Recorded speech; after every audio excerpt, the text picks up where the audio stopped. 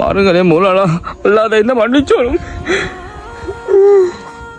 எனக்கு வார சூட்டுக்கு பேசல மூலான பேச வேணாம் அவரை பத்தி. அவரை நீ மன்னிச்ச மாட்டேன். இதை பெருநாளும் நான் எல்லாரோடையும் பேசுவேன், கதைச்சுவேன், மன்னிச்சுவேன், எல்லாரோடையும் பேசுவேன். ஆனா அவரை மட்டும் மன்னிச்சவே மாட்டேன், மறக்க மாட்டேன், மன்னிச்ச மாட்டேன். அது விஷயத்த லைஃப்லயே மறக்கல. அவரை 3 வருஷமா பேசலையா? நபி ஸல்லல்லாஹு அலைஹி வஸல்லம் அவங்க சொன்னாங்க, ஒரு முஸ்லிமோட 3 நாட்களுக்கு மேல பேசலாண்டாலே அல்லாஹ்வோட ரஹ்மத் இல்லாண்டா நரகம் போகாமன்னு சொன்னாங்க. அப்படி போகல, நீங்க 3 வருஷமா பேசலன்னு சொன்னாங்க.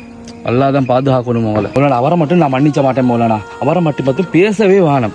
ஏன்னா அவர் செஞ்ச வேலைக்கு நான் மனசு அப்படி நொந்திக்கு. என்ன அவ்வளோ முகப்பத்தான் நான் இந்த அவரோட. என்ன சொல்றீங்க சரிப்பா நீங்க? நானும் மிச்ச நேரமா பார்த்து வாரேன். நபி ஸல்லல்லாஹு அலைஹி வஸல்லம் அவங்க சொன்னாங்க, யாரு உறவு முறிச்சு வாழ்றாங்களோ அவங்க சொர்க்கம் நுழைய மாட்டான்னு சொன்னாங்க. இது ஹதீஸ் உங்களுக்கு தெரியவா?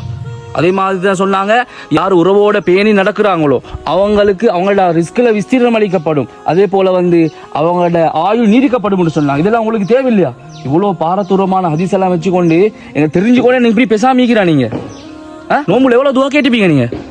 நபி ஸல்லல்லாஹு அலைஹி வஸல்லம் உறவை முறிச்சு வாழ்றவங்க துவாக்களே கபூல் ஆகுதுன்னு சொன்னாங்க. கல்யாணத்துக்கு சொல்லன்றதுக்காக வேண்டி நீங்க வருஷ கணக்கில் பேசாமிக்கிறேன் சரியாது. அவர் ஒருவேளை உங்க வீட்டுக்கு வந்திப்பாரு கல்யாணத்துக்கு சொல்றதுக்காக வேண்டி, நீங்க இந்திக்க மாட்டீங்க. அவர் பேத்திப்பாரு, அப்புறம் திரும்ப அவருக்கு வந்தீங்க தானே அவர் மெசேஜ் ஒன்று போட்டிப்பாரு. இப்படி சின்ன விஷயத்துக்கு எல்லாம் எத்தனை பேர் வருஷ கணக்கில் பேசாமிக்கிறோம் சரியா? அல்லாஹ் தான் பாதுகாக்கணும். இவ்வளவு ஹதீஸ் குர்ஆனத்தெல்லாம் சொல்லப்பட்டிருக்க போகல. அது ஷரீஃப் பாய், அல்லாஹ் குர்ஆன்ல சொல்றான், நீங்க மன்னிங்க, பொறுமையாயிருங்க, விட்டு கொடுங்க, அல்லாஹ் மன்னிக்கிறேன் அல்லாஹ் சொல்றான். அதை விட பெருசு எங்களுக்கு என்ன வேணும்? உண்மையாவா மௌலானா?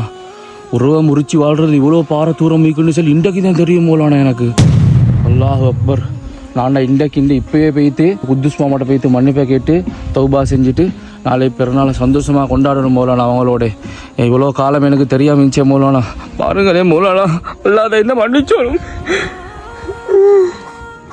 சரி இப்போ நீ ஒன்று யோசிச்சவானம் ஷரீஃப் பாய். இப்போ நீங்கள் போய்த்து அவர்கிட்ட போய்த்து மன்னிப்பை கேட்டு தௌபா செஞ்சு நாளைக்கு பெருநாளும் தான்.